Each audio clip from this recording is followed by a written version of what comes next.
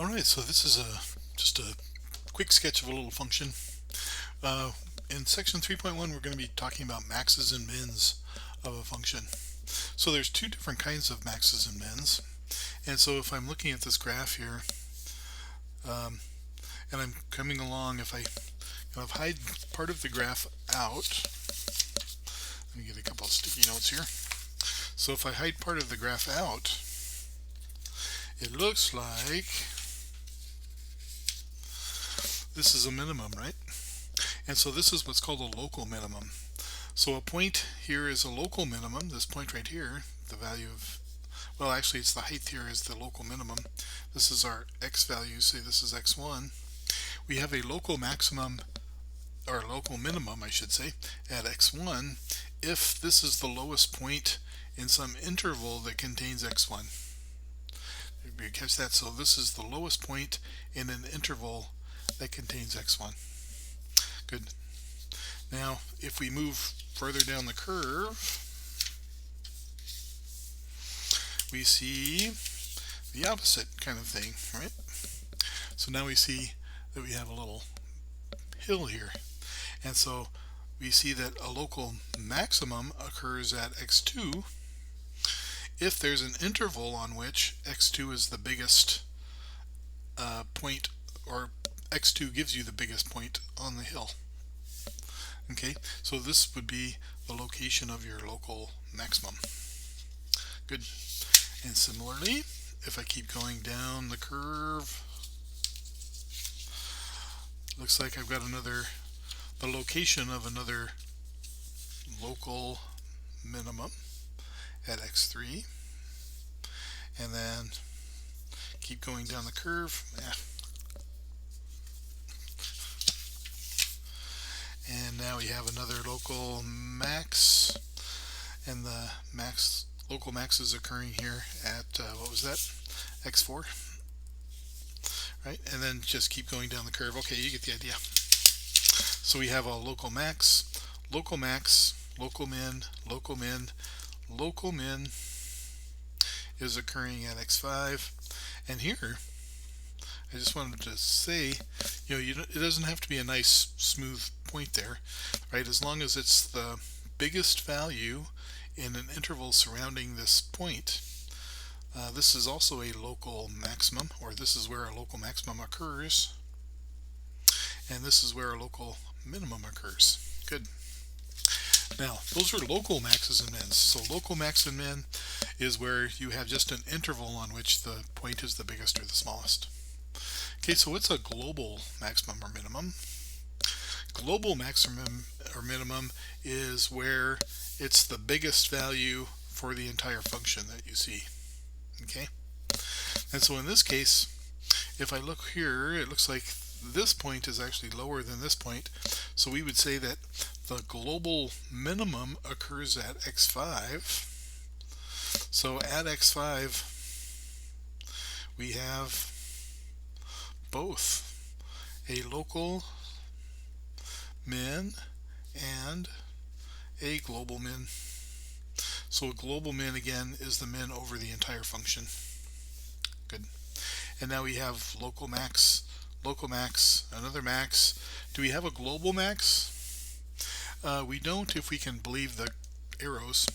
So if this arrow is going up and this arrow is going up, right, then we can't say that we have a global maximum, although we do have some local maximums. All right. Good. Now, just a few points about the derivative here. You'll notice that at these points where the derivative is nice, or where the function is differentiable, it seems like the local max and min occur where the derivative is equal to 0. But you'll notice here, this point and this point, the derivative do not exist, but we do still have a local maximum occurring here and a local minimum occurring here. Okay, so candidate values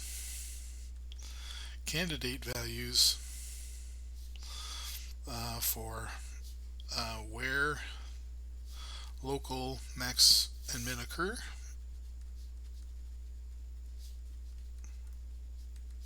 It's where f prime of x is equal to 0 or f prime of x does not exist.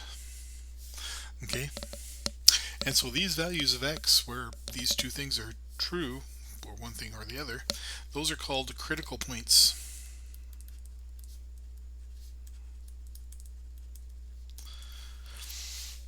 Okay, so often we're going to be looking for the critical points because the critical points are telling us where the candidate points are for local maxes and mins. Good, so we're going to talk about that more in just a bit. I just wanted to give you kind of an idea for what's happening here. Secondly, let's just take a look at this curve here and see what is the first derivative doing. Right, so in this area right here, our first derivative is going from negative to positive, and we have the local min. So if the derivative went from negative to positive, we seem to have a minimum here. And here the derivative is positive and then negative. So the derivative is going from positive to negative, going through 0. And it's interesting to note that we have a maximum there.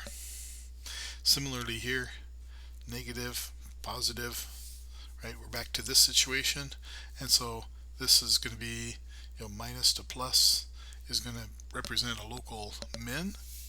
Plus to minus is a local max. Minus to plus, local min. And here, the derivative is changing from positive to negative, even though the derivative does not exist right there. And so that's handy to know, right? Because at all of these places, the first derivative is changing from positive to negative, and that makes sense, right? Because the derivative is changing from positive to negative, and that's how you get a maximum. Good. If the function is differentiable, if the function is nice. And so here our derivative is going from negative to positive, so it's jumping. And in that case, we have a local min too. So you can see that the local mins are occurring where the derivative is changing from negative to positive. Good. So now let's think about that. So suppose that I know the sign SIGN of my derivatives, f prime of x, and I'm looking at the number line, and let's say minus 3, 0, and 5, and I know that at these points f prime of negative 3 is equal to 0, and f prime of 0 is equal to 0, and f prime of 5 equals 0. Okay, I'm just assuming those. And now suppose that I know also that the derivative is going from negative to positive to negative to positive. Okay, so the question is what can you say about the shape of the curve here? Right, because if the derivative is changing from negative to positive and the derivative is 0 here, what does the local shape of the curve look like? Well, you could draw the curve right on top. It must look like that. And so a curve that looks like that has a local minimum occurring right at the bottom of the hill. And similarly, if you're going from positive to negative, right, you have a local maximum occurring at the top of the hill. And then same thing down here, and we have a local minimum at the bottom of the hill. Good. And so you can see what's going to happen. We're looking for changes in the derivative from plus to minus or minus to plus. And this technique is called the first derivative test.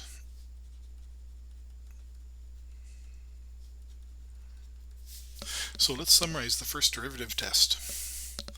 The first derivative test